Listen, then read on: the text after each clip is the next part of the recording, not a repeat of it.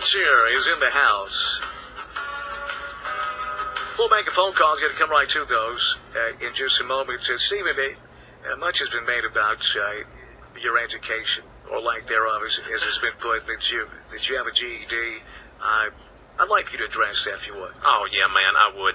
You know, Dan, when we started running last July, when I was asked by my friend Carter Edwards from Murray City to do this, I met Jimmy Wallace and Tommy Hopper from Jackson.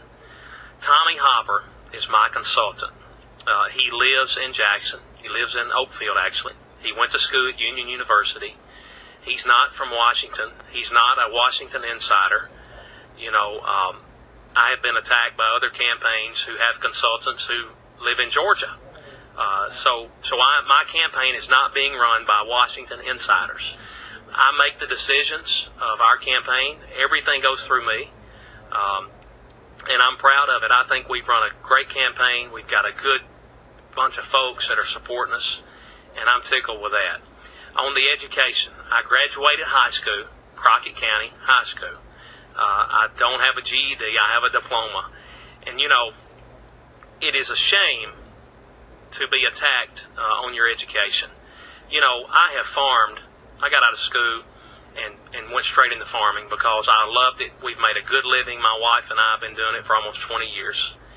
And it's a great career, and we've made a good living doing it. But, you know, my grandfather always used to tell me something, Dan. He'd say, son, be nice to the people on your way up because you're going to pass them on your way back down. Never look over anyone. You know, I've spent my life, we sing gospel music too, and I've been blessed to be part of a singing ministry. I play the bass guitar and sing baritone with my family. And we have been able to be a part of so many organizations and help so many folks and charities. This is about being a servant. This is not about looking down on folks. This is not about attacking people for their education or lack of education. We have the most educated people in the world, Dan, running our country, and they are destroying it. The elitist mentality that they don't have to listen to anyone is terrible. So the attacks on me and on my education should be off limits. And this is about the truth, Dan. If people don't want to vote for Stephen Fincher because I would take on John Tanner when no one else would, that I'm a farmer from Frog Jump and a gospel singer, a 37-year-old family man, business owner, part of the real world, that's their decision. But they need to make sure they know the facts about all the candidates running, because not all of us, Dan, are conservative. Some of us have been playing both sides, if you will, and people need to know the facts. Speaking of playing both sides, have you ever voted in a Democratic primary?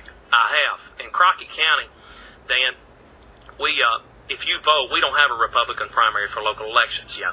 And you have to vote in the Democrat primary if you want to exercise your right to vote. No other option, right? Many rural counties are that way in this true, state. yes. So, yeah. What about in federal elections? Let's see, Dan. No, I think I voted in 4 Democrat primaries. I think that's, yeah. Okay, see, that's a part, again, of I've got information that says you voted in a Democratic primary for a federal election. You're saying that's not true? No, yeah, that's right. Yeah, I voted in 4 Democrat primaries and I guess 1 federal. Yeah, I don't know what year it was. Stephen Fincher is here. A full bank of phone calls. Let's get right to it. You'll be up next. Well, first, actually, you're live with Jackson's News Talk 108.5. And Stephen and I, thank you for being so patient on the phone lines. How are you?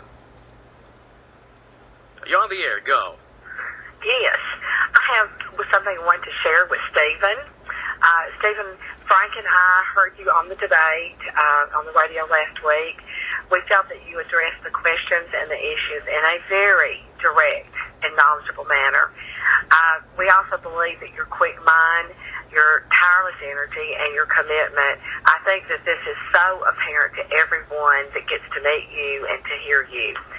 I want to take this opportunity to thank you for representing so well the conservatives in this 8th district.